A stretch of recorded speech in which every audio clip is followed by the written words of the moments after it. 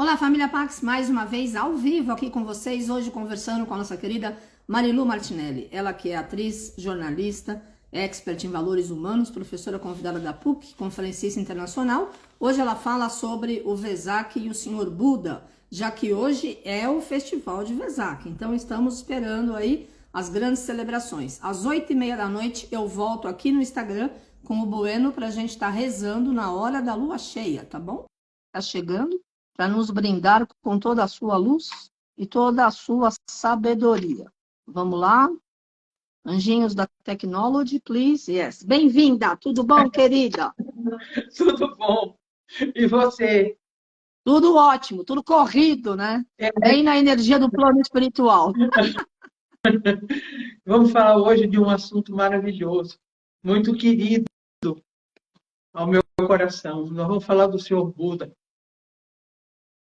Então, eu gostaria de começar dizendo o que significa Vesak, né? O que é Tá, essa palavra Vesak? Vesak quer dizer lua cheia. legal. É a lua cheia, ou seja, o Vesak, do mês de Vesaka. O calendário deles é lunar, como todo calendário oriental, seja do Oriente Médio, seja do Extremo Oriente, seja do Sudeste Asiático, é lunar. Então, em abril, na primeira lua cheia, a chamada lua rosa, nós vamos ter hoje, excepcionalmente, uma lua realmente rosa, na mesma configuração que estava no dia que ele nasceu, há 600 anos atrás. Isso não é muito auspicioso? Lindo. Eu achei isso um sintoma. Claro que é um festival mágico, maravilhoso, e que sempre há um dispensamento extraordinário de bênçãos sobre o planeta e a humanidade. Não tivesse dito o Senhor Buda que voltaria sempre, até que nenhum ser humano ainda permanecesse adormecido. Enquanto um ser humano não despertasse, ele voltaria. São palavras dele. Então, claro que é um festival da maior importância.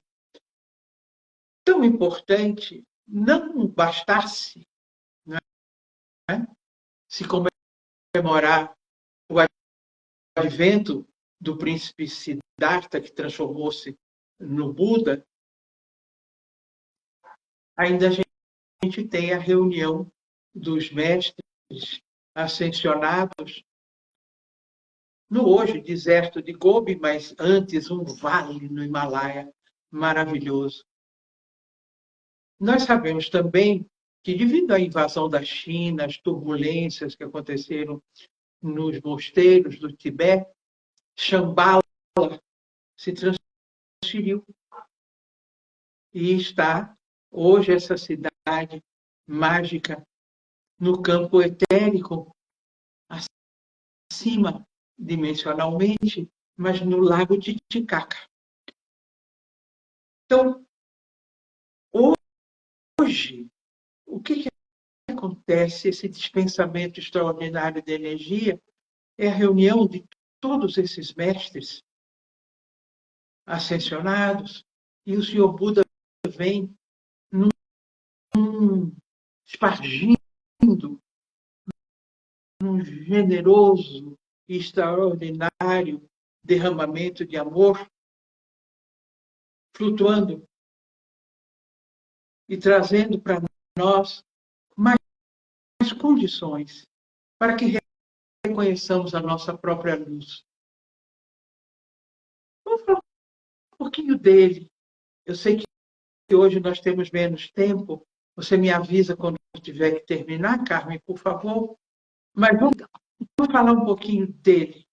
Onde ele nasceu e como? O pai daquele que veio a ser o Buda, Gautama, chamava-se Suddhadana. e ele era um rei de um principado, de um feudo na fronteira da Índia com o que hoje nós chamamos de Nepal. Era um rei riquíssimo e muito querido. E era casado com uma linda mulher, a Rainha Maia. Quando a Rainha Maia percebeu que as dores iam começar, ela percebeu que ela ia dar à luz. Ela, como era de costume, naqueles tempos, nós estamos falando de 600 anos antes de Cristo, ela, e era costume, né, cultural, que quando a mulher sentia as dores do parto, ela ia procurar a casa dos pais para dar à luz com a assistência da mãe. E ela foi com uma comitiva. Acontece que em Lubni, que é no meio do caminho de onde ela estava indo, de Kapilavastu, que é a capital desse feudo, onde é o Nepal, no meio do caminho ela sentiu as dores mais agudas e ali ela deu à luz ao pequeno Siddhartha. Então ela voltou e quando ela chegou com a caravana que estava levando ela com o menino nos braços, o rei Siddhartha mandou fazer uma festa extraordinária, uma festividade popular, porque o povo participava direta e intensamente da vida da família real desses feudos. E também era tradição que o rei chamasse um sábio, um astrólogo importante, para que, olhando a criança, percebendo sua aura, desse vaticínio sobre o seu destino. E o rei Siddhartha não fez diferente. Ele chamou um grande sábio, um grande astrólogo, chamado Asita. E Asita, quando viu o bebê no berço, as lágrimas lhe desceram, molhando as faces. Por quê?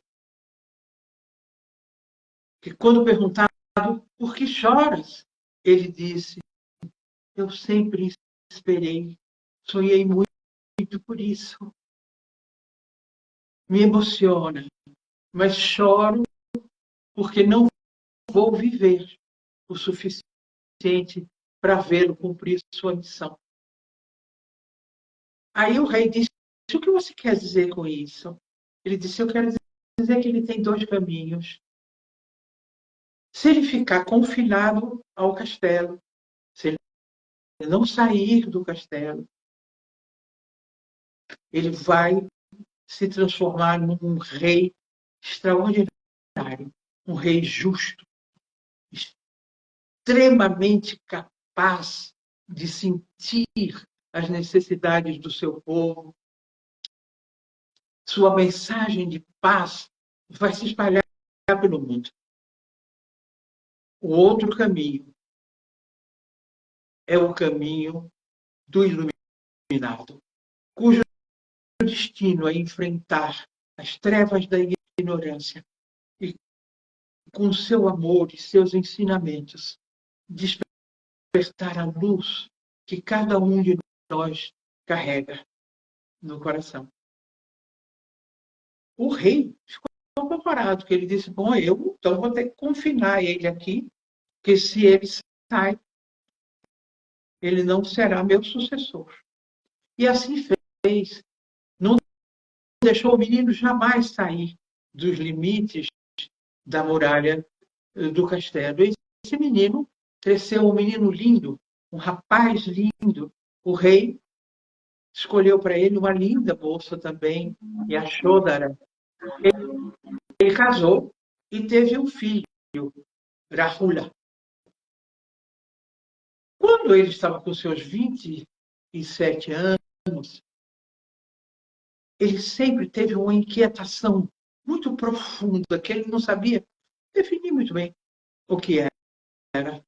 Mas ele sentia no seu coração uma necessidade de profunda introspecção, de olhar para dentro, buscar respostas para suas inquietações mais profundas. Tanto é que, como ele era da dinastia Sakya, chamavam ele de Sakyamuni, que quer dizer o Sakya silencioso. Muito bem. Uma noite, ele não resistiu a essa necessidade premente de conhecer o mundo além dos muros. Aí ele pede para um serviçal dele, que era mais que isso, era um amigo, que desse um jeito, arrumasse uma carruagem e criasse uma situação para que ele pudesse sair. Então, todos estavam dormindo, ele sai. Ele sai e percorre as ruas de Kapilavastu e ele vê pela primeira vez pobreza, carência, doença, desamparo, sofrimento, dor, velhice e morte. Isso traz para ele uma profunda e tão abissal transformação que ele, lavado em lágrimas, volta para o castelo, olha, vê serviçais e cortesãos dormindo. E ele diz, eles dormem. Eu estou desperto. E sai. E sai e entra na floresta e encontra 2 ascetas. Mas ascetas daqueles extremados, que comiam 1 grão de arroz por dia. E ele achava que podia ser esse o caminho. Então, ele fica junto a esses ascetas, se submete a essa dieta incrivelmente restritiva, meditando o tempo todo, até que ele, válido, vai se aproximando do rio para se banhar. Quando ele vê um barqueiro, com um alaúde, uma espécie de violão árabe. E esse barqueiro olha para ele e diz, a corda, quando esticada demais, ela se rompe, e quando frouxa, ela não produz som. Ele imediatamente associou aquela vida de extremo ascetismo, de extremo sacrifício que ele estava se submetendo. Muito fraco, ele vê que vem vindo uma menina com uma cuia, com leite. Ele pega a cuia que ela oferece, bebe o leite e ele pede ao universo e aos elementais da natureza que, se a decisão dele de sair daquele caminho tivesse correto, que a cuia girasse contra a corrente. Ele coloca a cuia no leito do rio e ela gira contra a corrente. E ele compreendeu, então, que o caminho dele era um caminho de transformação. Não era um caminho até então praticado. Aí ele resolve caminhar um pouco, ele vê um grande baniano. Baniano é uma árvore sagrada na Índia, por causa e também porque nas folhas de Baniano, os astrólogos ancestrais escreveram o destino de todos os seres humanos. Se vocês me permitem, eu vou comungar com vocês uma experiência que eu tive nos arredores de Madras, no sul da Índia. Eu consultei um desses astrólogos que descende diretamente da linha de Agastya, o grande, lendário, sábio e astrólogo. E é uma experiência impressionante. Tem os rolos nas folhas de Baniano, sabe-se lá quando foram escritos, e estão embebidos em óleos essenciais. Então, quando você se aproxima desse homem, esse astrólogo, ele entra num transe, você só diz o seu nome, o nome do seu pai, o nome da sua mãe, o nome dos seus avós e onde você nasceu. Cidade, estado e continente e país. Aí, como ele vai falar em Tamil, que aliás era a língua falada pelo Buda, e foi o idioma criado por inspiração por Agastya. Então, nessa minha experiência, ficou do lado uma professora de filosofia que ia traduzindo para o inglês para que a gente entendesse.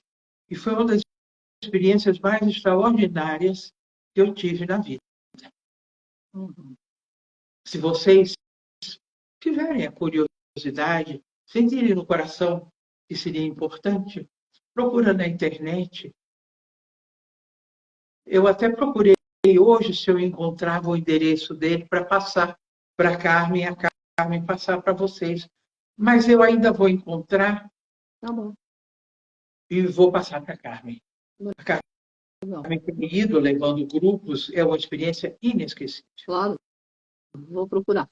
5 minutos. O senhor Buda saiu e ficou debaixo, como eu disse, desse baniano, onde 49 dias, quando ele recebeu a visita de Mara. Mara é, na mitologia do sul da Índia, um demônio, mas é uma ilação, é um arquétipo do nosso ego inferior, do nosso ego personalidade. E Mara tenta ele de todas as maneiras. E ele resiste. Ele vence Mara, simbolizando o quê? Que ele transcende seu ego, personalidade, e ele transforma-se no ser luminoso, no seu eu divino. E a partir dali, ele sai pregando. E quando ele descobre o que ele chamou de caminho do meio. Ora, nós sabemos que o senhor Buda morreu aos 80 anos. E antes de morrer, a última coisa que ele disse que cada ser humano desperte, reconheça e viva a sua luz interior. É esse convite que ressoa até hoje em cada Vesak. Em cada Vesak, ainda mais numa lua rosa, que foi exatamente essa conjunção da lua em Sagitário, em Touro, que o mestre, o grande Buda, num imensurável testemunho de amor incondicional, junto com os mestres ascensionados, derrama sobre nós sua infinita sabedoria, seu amor e sua filosofia de unidade. O que ele traz chama-se budismo, não é uma religião. Como o hinduísmo não é uma religião também. Ele nasceu hindu, Mas quando ele percebeu, nas suas peregrinações, que estavam sendo distorcidos os ensinamentos básicos da filosofia do hinduísmo pela casta dos brahmanes, ele investiu contra isso.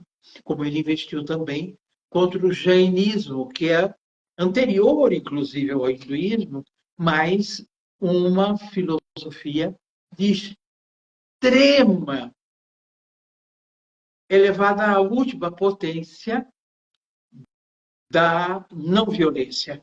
Para eles, para vocês terem ideia, eles andam de máscara para não aspirar ao inseto, andam descalços para não pisar nenhum ser vivo. Enfim, eles são ascetas extremamente rigorosos. E ele teve discussões sérias sobre isso quando ele procurava desenvolver a ideia do equilíbrio, o caminho do meio. Eu sei que está terminando o meu tempo e eu queria desejar para você, Carmen, querida, para todos os nossos amigos, para toda a humanidade, um feliz Vesak. Que nessa lua cheia de Vesak, nós tenhamos a mente, o coração abertos para acolher tanto amor, tanta sabedoria, e que nós tenhamos muito presente essas últimas palavras do Senhor Buda. Sejamos capazes de reconhecer e viver a luz divina que somos nós. Eu desejo, mais uma vez, que esse dispensamento extraordinário de energia e de amor que nós estamos tendo o privilégio de saber que está acontecendo, seja mais um degrau na transformação do nível de consciência da humanidade. Sejamos gratos, sejamos reverentes, amorosamente fraternos, para que possamos ser capazes de, reconhecendo essa guia divina da nossa luz interna, como disse o Senhor Buda, nós possamos transformar a nós mesmos, cada dia, em seres mais conscientes, mais luminosos, mais amorosos, mais dignos da fonte que nos gerou.